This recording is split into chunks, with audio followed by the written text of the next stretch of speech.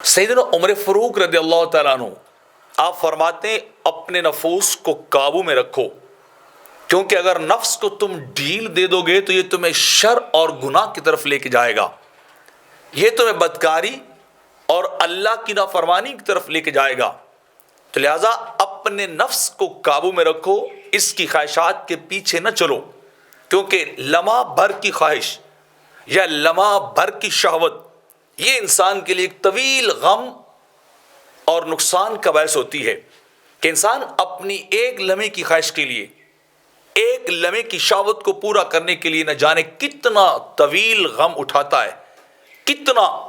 دکھ جو وہ سہتا ہے۔ تو اگر اپنے آپ کو بچانا ہے تو اپنے نفس کو قابو میں رکھنا پڑے گا۔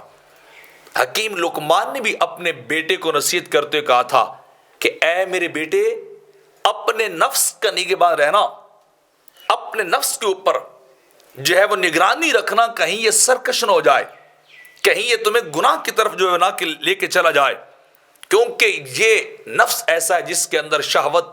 ایسے چھپی رہتی ہے جیسے پتھر میں آگ چھپتی ہے۔ وہ چھپی ہوتی آگ، اس کو رگڑو تو شعلہ نکلتا ہے، اور اگر چھوڑ دو تو آگ اندر ہی پڑی رہتی ہے۔ مطلب کیا ہے کہ اپنی نفس کے اوپر نظر رکھنا، ان النفس لامارۃ بالسوء، کیونکہ نفس کا کام انسان کو